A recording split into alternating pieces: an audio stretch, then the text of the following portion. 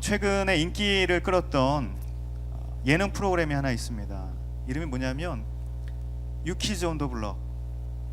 여러분, 유키즈 온 더 블럭 하면 제 또래의 정말 선풍적인, 전 세계적인 열광적인 팬들을 거느렸던 유키즈 온 더 블럭이 생각이 나시죠? 무슨 소리 하는 것이냐, 나는 전혀 모르겠다. 네, 그런 분도 계시겠지만 아마도 30대 중반 이렇게 넘어가시는 분들 모른 척 하시지만 다 속으로는 웃고 계실 것이에요. 이 뉴키즈 온 더 블럭에서 따온 이름이겠죠. 유키즈 온 더 블럭. 유재석 씨와 또 조세호 씨가 나와서 이렇게 하는 프로그램인데, 길거리와 동네 구석구석을 다니면서 사람들을 만나요. 사람들을 만나서 이야기하고 퀴즈를 내는 것이에요. 퀴즈를 내서 주관식은 한 문제, 객관식은 세 문제인데요, 뭐 그렇게 막 어렵지는 않아요. 저도 이 프로그램을 보면서 많이 맞히더라고요. 그래서 언제 한번 우리 동네 안 오나 뭐 이런 생각 한번 해봤는데, 어찌되었던 문제를 하나 맞추면 그 자리에서 100만 원을 주는 것이 놀랍죠. 하나도 안 놀라시네요. 이 프로가 인기가 있는 이유를 살펴봤는데, 그건 뭐냐면 사람들, 그냥 이렇게 평범한 일상을 살아가는 그 사람들의 이야기를, 그 사람들을 만나고 그 사람들의 이야기를 들려주기 때문에, 그 이야기를 볼 수 있기 때문에 그 인기가 있다라고 생각이 들더라고요. 어린아이부터 백발 할아버지, 할머니 할 것 없이 정말 다양한 사람들의 다양한 이야기를 듣는다는 것이, 그것을 통하여서 세상사 살아가는 이야기를 듣게 되고 또 알게 되고 그 가운데 재미를 느끼게 되는 것이죠. 그런데 이 프로의 백미는 뭐니 해도 뭐냐면 뭐겠어요? 뭐니 해도 머니겠죠. 100만 원을 준다는 거, 그리고 그 자리에서 준다는 거. 이게 정말 좋은 컨셉일 것입니다. 소확행이라는 말이 있듯이 작지만 확실한 행복을 즉각적으로 주는 것이 바로 이 프로가 가진 가장 큰 장점이자 매력인 것이죠. 여러분, 우리가 얼마나 즉각적인 결과를 좋아하는지 우리는 그것을 서로에게 자문하지 않더라도 우리는 다 동의할 것이에요. 예전에는요, 이 복권 한 장을 사면 어땠습니까? 복권 한 장 사면 일주일이 그 기대감으로 사는 것이에요. 할렐루야. 복권 한 장 사면 결과와 상관없어요. 결과가 어떻게 되든 간에 일주일이 그냥 재밌는 것이에요. 기대감이 있는 것이에요. 그래서 복권 한 장을 사는 그 비용을, 그 값을 지불하고 그 기대감을 사는 것이죠. 그래서 한 주간 보내는 것입니다. 오해하지 마십시오. 그래서 기대감으로 복권을 사라, 이런 말은 절대 아닙니다. 복권을 사는 것보다 불우한 이웃을 돕는 것이 훨씬 더 여러분의 영적인 유익이 될 줄 믿습니다. 어찌됐든 그런데 그 일주일의 그 기대감, 그 일주일도 못 참겠다는 것이에요. 그래서 나온 게 뭐예요? 즉석 복권이에요. 즉석 복권. 동전을 가지고 긁으면 바로 즉각적인 결과를 알 수 있는 것이 바로 즉석 복권이죠. 무슨 말이냐면 우리는 정말 이 즉각적인 결과를 좋아한다. 이것을 참 좋아한다라는 사실이죠. 그 옛날에 이집트에서 나와서 하나님께서 인도해 주시는 젖과 꿀이 흐르는 그 가나안 땅에 가고 있는 이스라엘 백성도 마찬가지였어요. 하나님의 기적을 통해서 이스라엘에서 나왔어요. 출 이집트했어요. 이스라엘 민족은 노예에서 해방되었습니다. 그런데 노예에서 해방되자마자 그들에게 주어진 삶의 환경은 가나안 땅은 아니었어요. 여전히 걸어가야 할 광야였다는 것이에요. 이제 구원받았으니 즉각적으로 가나안이라는 결과를 기대했지만 그들 앞에 펼쳐진 것은 그 기대가 아니었다는 것이에요. 여러분, 출애굽기를 보면, 출이집트기를 보면 제목에서 볼 수 있듯이, 제목이 그래서 그렇지만 사실은 출이집트하는 장면보다 광야에서 보내는, 그러니까 이집트에서 가나안을 가는 그 과정이 훨씬 더 길게 묘사되어 있고 기록되어 있다는 것을 우리는 알 수가 있어요. 다시 말해서 구원이 곧 기름진 땅, 축복의 땅, 좋은 곳, 그것으로 연결되는 그 도식이 이어지는 것이 아니라는 것이, 아까 이야기했던 것처럼 한 문제 풀면 100만 원이 그 자리에서 주어지는 것이 아니라 동전을 긁으면 바로 즉각적으로 그 결과를 알 수 있는 것이 아니라는 것이, 이집트에서 탈출했으니까 바로 가나안 땅으로 순간 이동하는 것이 아니라는 말이에요. 여기서 하나님의 뜻과 우리의 기대가 다르게 분리되는 것을 우리는 알 수가 있어요. 여러분, 기도가 어렵다고 느껴지는 이유 바로 여기에 있죠. 기도했으니까 즉각적으로 응답이 있어야 한다는 기대가 우리 가운데 있어요. 그런데 안 들어주시는 것이, 부자 되게 해주세요, 취업하게 해주세요, 결혼하게 해주세요,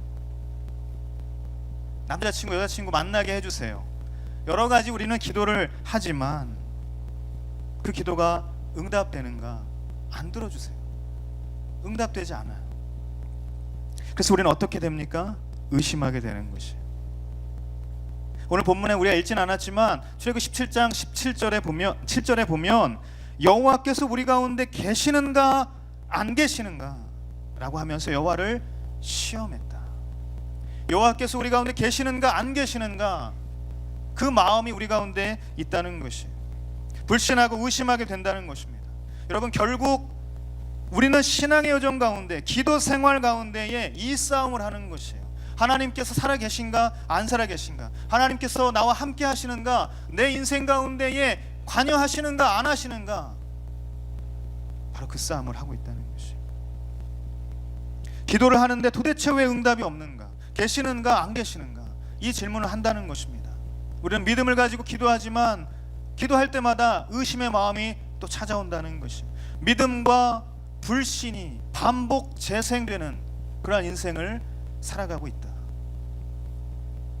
길고 긴 광야의 여정을 걸어가는 이스라엘 백성의 처지가 내 인생의 걸음처럼 느껴지는 이유는, 원망하고 불평하는 이스라엘 백성의 모습이 내 모습처럼 느껴지는 이유는, 기도하면서도 의심하는 나 자신을 내가 너무나도 잘 알고 있기 때문에 그렇다는 것이.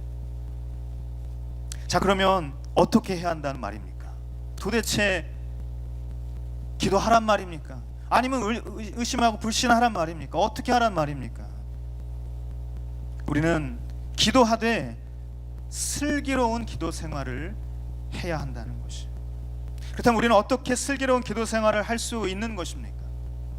그래서 기도 생활에도 우리는 고도의 전략과 전술이 필요하다는 것을 우리는 깨달아야 한다는 것이, 그것을 배워야 한다는 것입니다.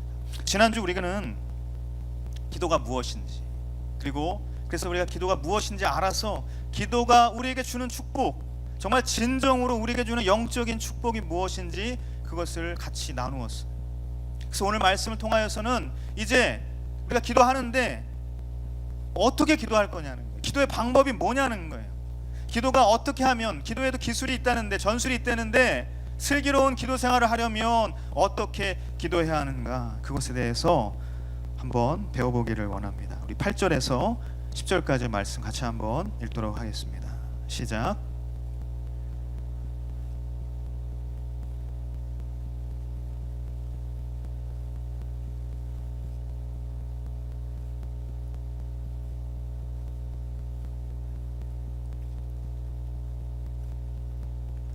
그리하여 여호수아는 싸웠습니다. 모세와 아론과 훌은 언덕 꼭대기로 갔습니다. 아멘. 슬기로운 기도 생활, 첫 번째 기도의 전술은 다 같이 한번 따라합시다. 양동 작전을 펼쳐라. 양동 작전을 펼쳐라. 여러분, 더우세요? 예, 등 따뜻하고 이렇게 기댈 수 있어서 편하시죠? 할렐루야. 지난주 오랜만에, 오랜만이 아니라 처음으로 우리 예배에 오신 여호수아 지체들이 몇 명 있었어요. 처음 오는 것이죠. 그래서 이제 예배 끝나고 이야기를 막 하는데 목사님 그렇게 편할 수가 없어요. 의자가 그냥 머리만 대면 그냥 바로 잠을 잘 수 있는 천혜의 공간이 바로 사학연금회관. 듣던 대로 정말 너무나도 충격적인 의자였다라고 그렇게 이야기를 하는 것을 제가 들었습니다. 다시 한번 이야기합시다. 다시 한번 따라합시다. 양동작전을 펼쳐라. 그때 아말렉 사람들이 공격했다라고 기록을 하죠. 아말렉 사람들이 도대체 누구냐? 창세기 36장에 보면 에돔, 에서의 후손들에 대한 족보가 나옵니다. 에서의 아들 엘리바스라는 아들이 있었는데요. 이 엘리바스가 첩 딥나와의 사이에 낳은 아들이 누구냐면 아말렉이에요. 그러니까 야곱의 입장에서 보면, 야곱과의 그 관계에서 보면 이 아말렉은 야곱이 누구예요? 작은 할아버지인 거예요. 친척이라는, 먼 친척이라는 이야기죠. 그런데 이 아말렉은 도대체 누구냐? 이 아말렉을 성경에서 이야기할 때 성경에서 거론되는 대표적인 이스라엘의 대적자라고 이야기를 합니다. 아말렉 족속이 그래서 나중에 히스기야 시대까지 계속해서 이스라엘 민족을 끊임없이 괴롭힌다는 것이에요. 이스라엘이 가는 길을 막아서고 호시탐탐 기회를 노리고 위협하고 아주 비열한 방법으로 계속해서 이스라엘을 압박했던 족속이 바로 아말렉이라는 것이에요.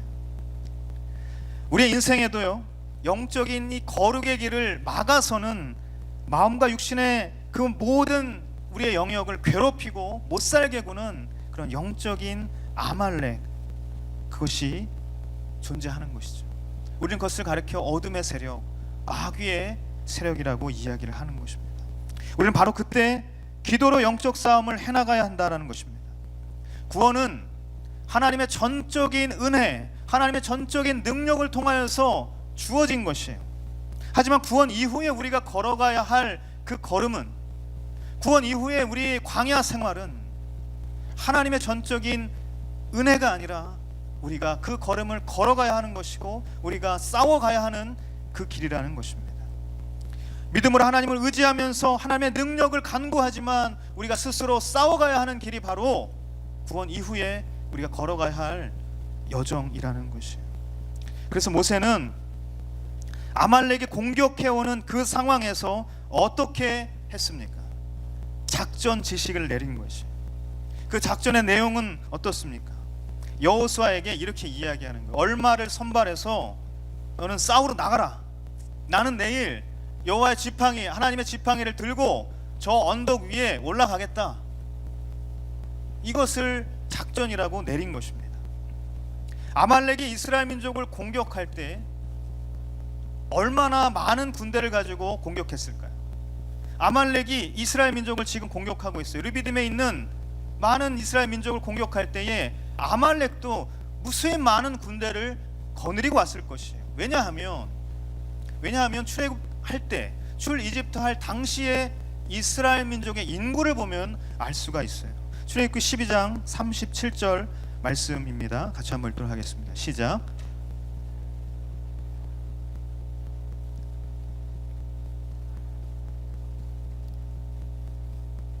아멘. 여자들과 아이를 제외하고 남자들만, 장정들이라고 이야기하는 그 남자들만 60만 명이었어요. 그러면 우리가 보통 신학자들이 추정하는 것은 한 200만 명의 거대한 규모가 지금 움직이고 있는 것이에요. 여러분, 정신이 올바로 박혀 있는 사람이면 200만 명의 그 규모를 공격하려면 정말 그래도 적어도 많은 군대를 이끌고 와야 하겠죠. 이집트에서 나올 때 바로, 이집트의 왕 바로도 이 이스라엘 민족을 추격하기 위해서 온 이집트 군대를 다 불러 모았다고 기록을 하고 있어요. 그래서 당시에 많은 그 근방에 있었던 이방 민족들이 다 이 이스라엘 민족을 두려워했다고 성경은 기록을 하고 있습니다. 그런데 지금 아말렉이 이 상황에 공격을 감행한 것은 그들에게도 아주 목숨을 내놓는 두려움이 있는 그러한 공격이었다라는 것이에요. 이스라엘 민족이 아무리 지금 기진맥진에 있다 할지라도 르비딤에서 물이 없어서 원망하고 불평하는 가운데에 바위를 쳤어요. 그래서 물이 좀 나왔어요. 200만 명이 그 바위에서 나오는 물 그걸 마시려면 많은 시간이 필요했을 것이에요. 아직도 물 못 먹는 사람들이 줄지어 있었을지도 몰라요. 그렇게 모든 것이 해결되지 않은 기진맥진에 있는 그 상황에서 르비딤이 아말렉이 왔다고 할지라도 그들에게는 목숨을 건 전투였다. 그런데 지금 모세의 전술을 보십시오. 이해가 되지 않아요. 얼마를 선발해서 가라는 것이 무슨 뜻입니까? 정말 얼마인지 모르지만 거대한 병력이 지금 공격해 오고 있는데 그냥 얼마 좀 데리고 나가서 싸우라는 거지. 1대1로 병력 대 병명으로 백병전으로 맞서 전면전 싸우라는 것이 아니라는 말이죠. 맞서 싸우기보다는 진짜 적의 심장부를 찌르는 공격이 따로 있다. 모세의 지금 핵심 전략은 전술은 따로 있다라는 것을 말해주고 있는 것이. 6.25 전쟁 당시에 메가더 장군이 있었습니다. 메가더 장군이 인천 상륙 작전을 했던 것은 여러분 다 아실 것이에요. 그런데 이 인천 상륙 작전이 성공하기 위해서 그 전에 군산에 상륙 작전을 펼친 것입니다. 전쟁사, 세계 전쟁사에 정말 회자되는 너무나도 유명한 이 전략, 이 작전인데 그 작전은 뭐냐면 양동 작전이었어요. 그 전쟁사를 연구하거나 이 전쟁에 대해서 배우는 그 학문에서 이 양동 작전이라는 말이 있습니다. 우리가 흔히 양동 작전 하면 어떻게 생각하세요? 그래? 뭔가 이렇게 좀 같이 협력해서 싸우는 것 같은 그러한 이미지가 있잖아요. 그런데 저도 이제 찾아보면서 알게 된 것은 양동 작전은 그런 의미가 아닌 것이에요. 협공한다라는 의미가 아니라는 것이에요. 군산의 소수의 병력을 상륙시키는 작전을 펼쳐서 적군의 시선을 분산시켰죠. 그리고 실제로 대규모 병력을 인천에 상륙시키는 것이에요. 그 적의 보급로의 허리를 차단하고 고립시키는 작전을 펼친 것입니다. 그래서 결국은 이기게 되었던 것이죠. 이것이 양동 작전, 영어로는 feint operation이라고 합니다. 여러분 feint motion 들어보셨죠? 할렐루야. 페인트 모션 안 들어보셨어요? 농구나 배구나 뭐 여러 가지 구기 종목 할 때 이렇게 좀 실제로는 슛을 쏘지 않지만 실제로는 다른 사람이 스파이크를 하지만 내가 하는 것처럼 이렇게 하는 그런 모션들이 있잖아요. 그것이 바로 페이크 모션, 양동 작전이에요. 여러분 어쩌면 급박해 보이는 이 상황에서도 모세는 이상할이 많지 느긋하고 침착하게 대처하고 있어요. 어떻게 그럴 수 있는가? 적을 이길 수 있는 100%의 전략을 가지고 있었다는 것이에요. 그것을 너무나도 잘 알고 있었다는 것입니다. 하나님의 지팡이를 들고 언덕 위에서 기도할 때에 우리는 우리에게 주어지는 승리를 경험할 수 있다. 100% 저 아말렉을 무찌를 수 있다. 이것을 확신하고 나아갔다는 것입니다. 하나님의 지팡이는 무엇을 상징하는 것입니까? 하나님의 능력을 상징하는 것이에요. 하나님의 권능을 의미하는 것입니다. 홍해를 가르는 기적을 통해서 바위를 쳤을 때 물이 터져 나오는 그 기적을 통하여서 모세는 하나님의 지팡이가 가진 하나님의 능력을 경험했던 것입니다. 그 권능을 알게 되었던 것이에요. 하나님의 능력이 이 싸움의 승패를 결정짓는 열쇠라는 사실을 잘 알고 있었다라는 것입니다. 그러므로 모세가 펼친 이 작전의 핵심은 얼마를 선발해 나아가서 싸우는 군대에 있지 아니하고 언덕 꼭대기에서 지팡이를 들고 하나님의 능력을 신뢰함으로 기도하는 데 있었다라는 사실입니다. 저는 여러분이 기도할 때 이 기도의 양동 작전을 펼치게 되기를 예수님의 이름으로 축복합니다. 그렇다고 여호수아의 군대가 물리적인 싸움을 하는 것이 전혀 의미 없는 것인가?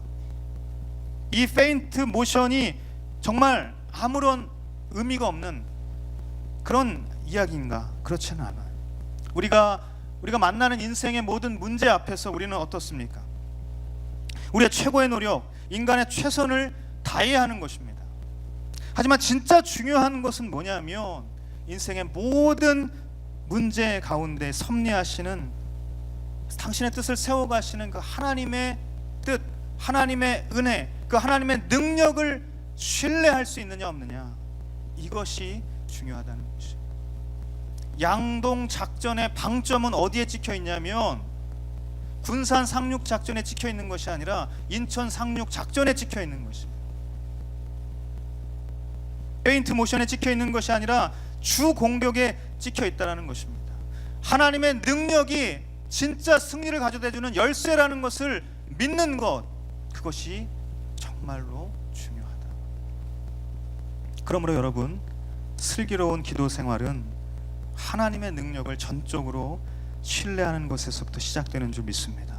그래서 11절 말씀에 보면 손을 높이 들고 있는 동안은 이스라엘이 이기고 손을 내리면 아말렉이 이기는 그러한 일들이 벌어지게 되었어요. 언덕 아래에서는 선열이 낭자한 전투가 진행되고 있는데 언덕 위에서는 지팡이를 손에 든 지팡이를 높이 들어서 이렇게 있는 모습을 한번 상상해 보십시오. 여러분 어떻습니까? 우스꽝스럽기도 하고 이성적으로 이해가 되지 않는다는 것이. 하지만 그럼에도 불구하고 그 언덕 꼭대기에서 하나님의 지팡이를 들고 자신의 팔을 들어서 하나님의 능력을 힘입어서 기도하는 것, 그 기도할 수 있는 믿음이 중요하다는 사실이에요. 그것만이 마귀의 심장부를 꿰뚫어서 승리할 수 있는 길임을 우리는 믿음으로 기도해야 한다는 것입니다. 하나님의 능력을 전적으로 의지하고 신뢰하는 기도로 아말렉과 싸워가고 있는 가운데에 또 다른 문제가 발생하게 되었어요. 들고 있는 손이 너무 아픈 것이, 손을 내리면 질 것이 뻔하는데 그것을 아는데 너무나 힘들고 하루 종일 손을 들고 있어서 피곤해지고 손이 아파 오게 된 것입니다. 자, 이럴 때는 어떻게 해야 할까요? 우리 12절과 13절 말씀 같이 한번 읽도록 하겠습니다. 시작.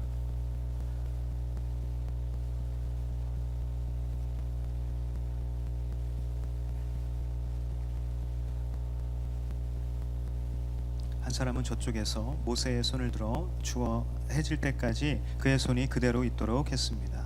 이렇게 해서 질렀습니다. 아멘.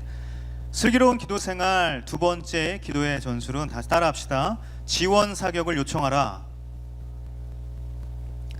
지팡이를 든 손을 위로 번쩍 들고 있다 보니까 손을 들고 있는 그 힘이 빠진 것이, 하나님의 능력을 신뢰함으로 기도하지만 때로는 기도 생활에 위기가 찾아올 때도 있다는 것입니다.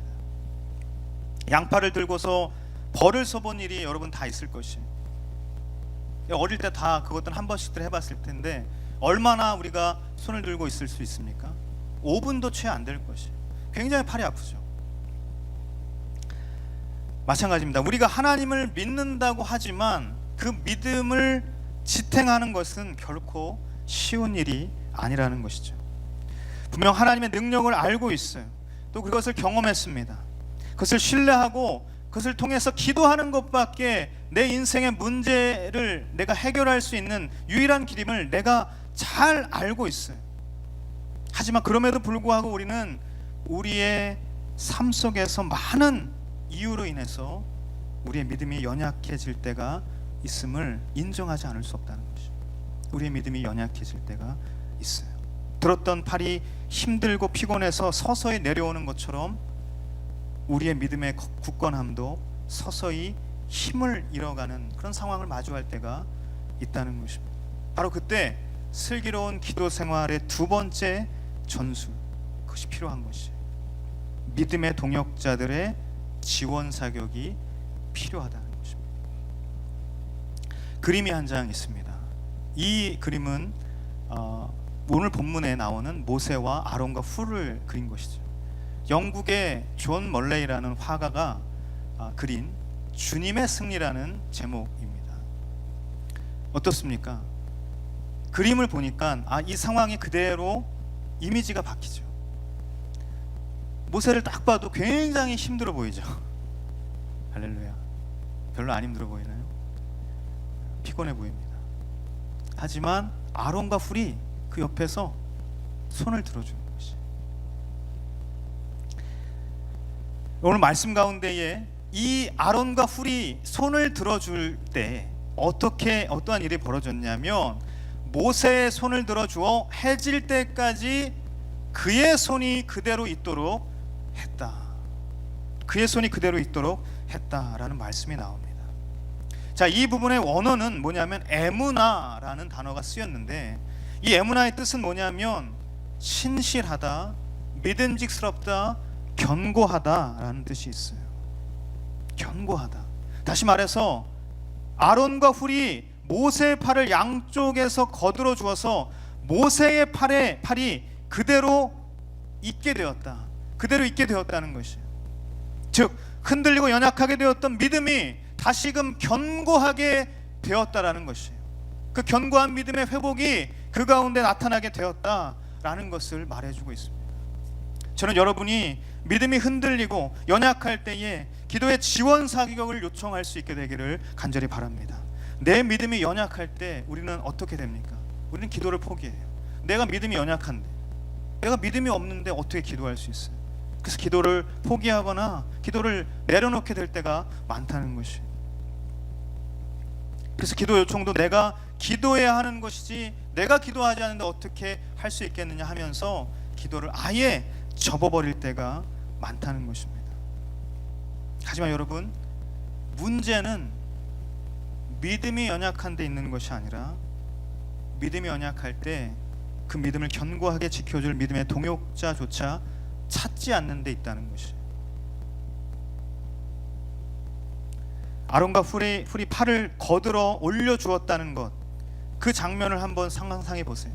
그들 또한 그 팔이 올려졌을 때에 하나님의 능력이 임하는 것을 믿었기 때문에 그 팔을 들어 올려준 것입니다. 그런 믿음이 없었다면 그 팔을 들어 올려주지 않았을 것이에요. 그래서 모세로 하여금 그의 손이 그대로 있도록 도움을 줄 수 있었고, 그래서 믿음이 견고해질 수 있도록 아론과 훌은 모세를 도와줄 수 있었다라는 것입니다. 그러므로 여러분, 믿음이 연약할 때가 찾아올 때에 나의 곁에서 함께 믿음으로 기도의 동역을 해나갈 동역자를 찾으십시오. 나를 위해서, 내가 믿음이 연약할 때, 내가 믿음이 흔들릴 때, 내가 기도를 포기할 때, 내가 기도를 접어놓을 때에 바로 그때 믿음의 동역자를 찾고 그 동역자에게 기도의 지원 사격을 요청해야 한다는 것이죠.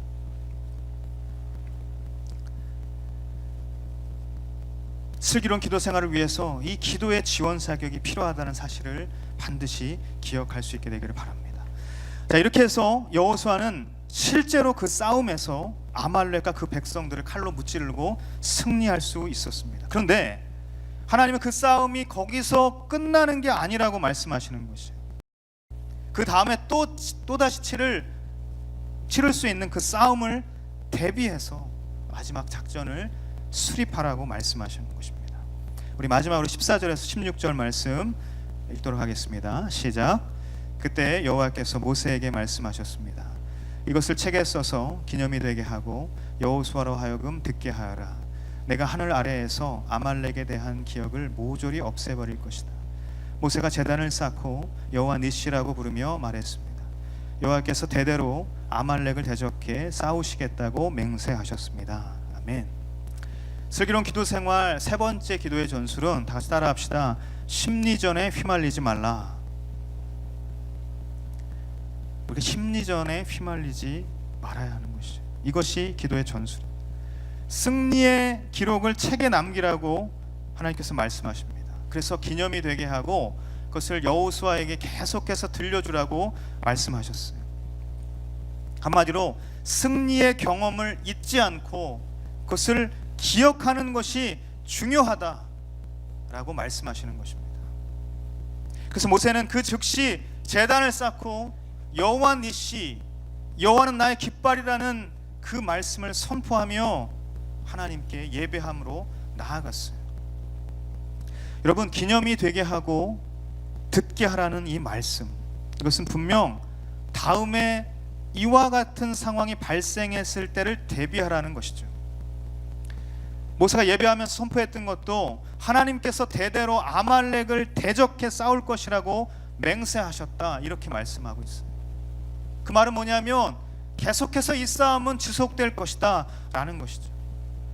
그러므로 싸움은 지속될 것이지만 하나님께서 대적하신다는 믿음으로 나아갈 때에 승리는 보장된 것이라는 그 사실, 그것을 기억하는 것이 앞으로의 싸움에서 중요한 작전이 된다라고 가르쳐주고 있다는 것입니다.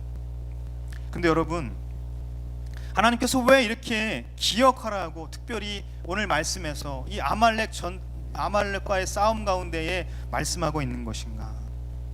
그것은 이스라엘 백성이 망각하기 때문이었죠. 우리가 다 망각하는 존재인 것이죠. 홍해의 기적을 경험한 지 3일 만에 그것을 까맣게 잊고 하나님 앞에 원망하고 불평하며 나아갔던 민족이 이스라엘 민족입니다. 만나를 내려주셨어요. 그럼에도 불구하고 며칠 만나 먹다가 고기 먹고 싶다고 원망하고 불평하는 것이 이스라엘 민족이었어요. 물 먹고 싶다고 하나님 앞에 대드는 것이, 하나님께서 세우신 지도자에게 대드는 것이 바로 이스라엘 민족의 모습이었다는 것이, 하나님께서 주신 은혜와 승리를 너무나도 쉽게 망각하는 것이 이스라엘 민족이었다. 바로 우리의 모습이다. 그렇기 때문에 다시 한번 하나님은 아말렉 전투에서 보여주신 승리의 방정식을 잘 기억하라고, 책에 기록하라고, 그래서 계속해서 들려주라고 말씀하고 있는 것이에요. 여러분, 사단마귀는요, 우리의 망각을 비집고 들어와서 실패의 기억을 주입시킵니다. 상처받았고 아팠던 기억들이 하나님의 선한 은혜의 기억들을 대체해버립니다.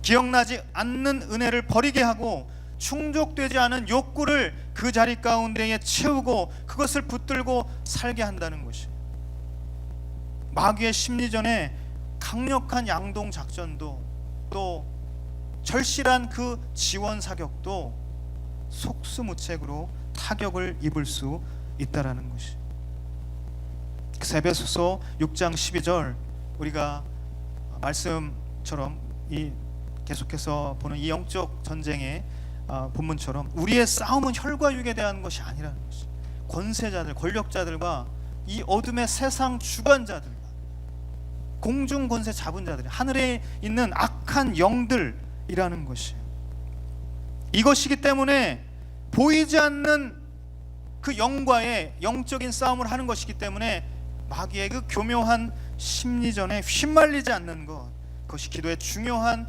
전술이라고 이야기하고 있다는 것입니다. 저는 여러분이 기도할 때에 승리의 기억을 붙들고 기도할 수 있게 되기를 예수님의 이름으로 축복합니다. 며칠 전에 한국 시리즈가 끝났어요. 제가 이제 두산의 광팬이라고 여러분 다 아실 것이, 두산이 압도적인 승률을 가지고 정규 시즌을 마쳤어요. 그래서 1위를 했어요. 그래서 계속해서 이제 올라오게 되는 코리안 시리즈, 한국 시리즈를 맞붙게 될 그 대상자를 기다리고 있었어요. 근데 SK가 넥센을 무찌르고 이제 한국 시리즈의 대항팀으로 올라오게 되었어요.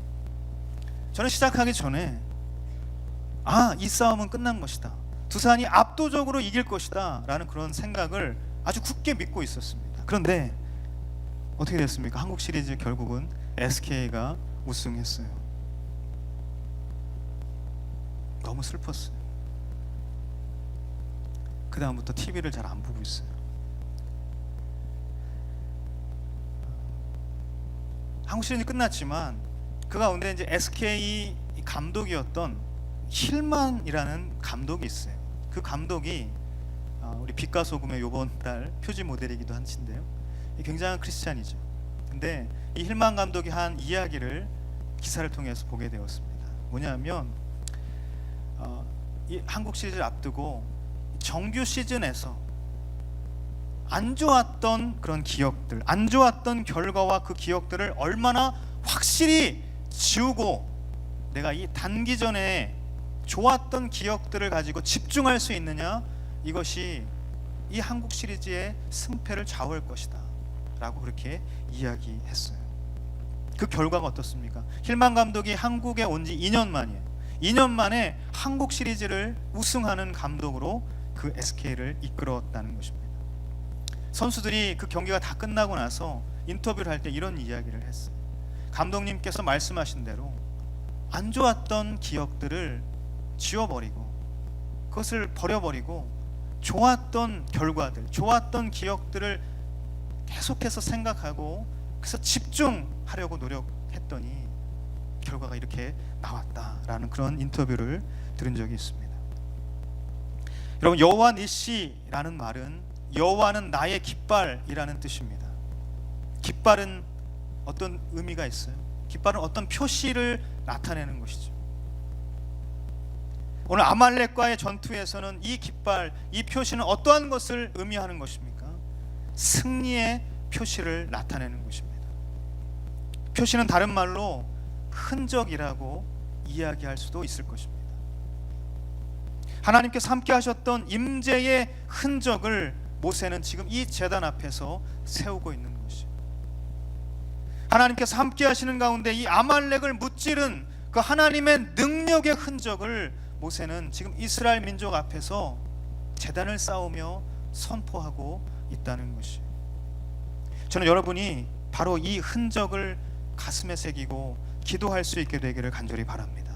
여러분, 흔적은 지워지지 않습니다. 지워지지 않기 때문에 우리는 그것을 흔적이라고 부르는 것이에요.